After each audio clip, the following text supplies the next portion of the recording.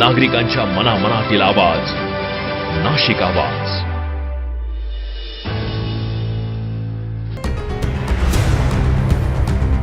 दुचाकी स्वारांचा तोल जातोय. वडाळा रोडवरील गतिरोधकांचा त्रास वाढतोय. गतिरोधक की घातक ब्रेकर? वडाळा रोडवरील दुचाकी स्वार भीतीच्या छायेत.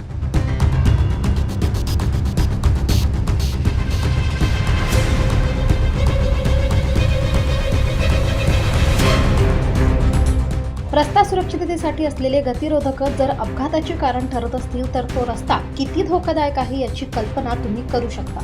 वडाळा रोडवरील रेनुमा शाळेसमोर आणि अशोका मार्गाकडे जाणाऱ्या रस्त्यावर टाकण्यात आलेले गतिरोधक आज दुचाकी स्वारांसाठी मोठा धोका बनले आहेत. दररोज येथे कोणी ना कोणी घसरतोय. नेमकं काय घडतंय पाहूया. हा रस्ता पाहायला साधा वाटतो, पण त्या रस्त्यावर टाकलेले हे गतिरोधक दुचाकी स्वारांसाठी जणू सापळाच ठरत आहेत. हे गतिरोधक ना योग्य उंचीचे आहेत ना सरळ रेषेत तयार करण्यात आलेले आहेत. दुचाकीचा पुढचा टायर या गतिरोधकावर चढताच अचानक धक्का बसतो आणि अनेक वेळा वाहन चालकाचा तोल जातो. रहनुमा स्कूल के सामने भारत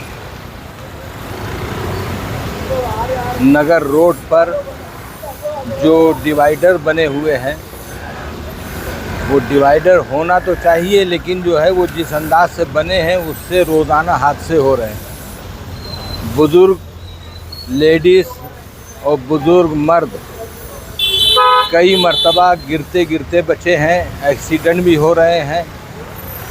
उसको नगर महापालिका से गुजारिश करके इसे दोबारा तामीर करवानी चाहिए ताकि ज़्यादा हादसे न हो और किसी तरह का जो है नुकसान न हो.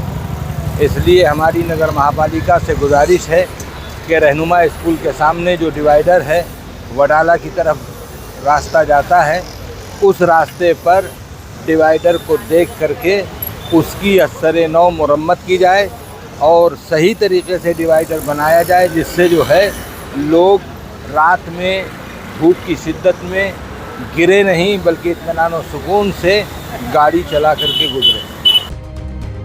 या रस्त्यावरून आता सिटी लिंक बस, एसटी महामंडळाच्या बस आणि अवजड वाहतूक सुरू झाली आहे. मोठ्या वाहनांच्या कंपन्यांमुळे रस्ता आणखी धोकादायक बनत आहे. रात्रीच्या वेळी हे गतिरोधक दिसत नाहीत, कारण कोणतेही रिफ्लेक्टर किंवा पांढरे पट्टे लावण्यात आलेले नाहीत. नागरिकांचा आरोप आहे की रस्ता सुरक्षित करण्यासाठी टाकलेले गतिरोधकच आज नागरिकांच्या जीवावर उठले आहेत. दुचाकी स्वार सर्वाधिक धोक्यात आहेत. रुग्णवाहिका, शाळेची वाहने, वृद्ध नागरिक सगळेच त्रस्त आहेत. मी मुजम्मिल कोकणी, संचालक कॅप्टन पेट्रोलियम. वडाला रोडला आमचा हा पेट्रोल पंप आहे. पंपासमोर महापालिकाने 2 स्पीड ब्रेकर टाकलेले. ते अतिशय एवढे मोठे ब्रेकर टाकलेले आहे की येताना जे 2 व्हीलर्स वगैरे आहे ना, फार लोक पडत आहेत.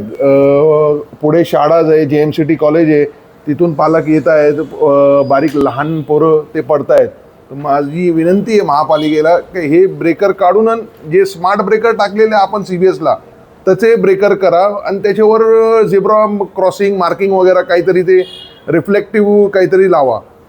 त्याच्यामुळे हे लोक पडणार नाही, अशी विनंती. द्वारका अंडरपासचं जे काम चालू आहे त्याच्यामुळे पूर्ण ट्रॅफिक या रोडला डायव्हर्ट केलेली आहे. सिटी लिंकचे बसेस असो का आपले महामंडळाचे बसेस, प्रायव्हेट बसेस, खूप ट्रॅफिक वाढली आहे. तर ही विनंती आहे की हे ट्रॅफिकमुळे अजून अडचण होऊ राहिली, तर हे ब्रेकरचं काम व्यवस्थित करून द्यावे. वडाळा रोडवरील नागरिक आणि दुचाकीस्वार दररोज जीव धोक्यात घालून प्रवास करत आहेत. प्रशासन याची दखल कधी घेणार? अपघात झाल्यावर की त्याआधी? हा प्रश्न आता नागरिक विचारत आहेत. नाशिक आवाज, नाशिक.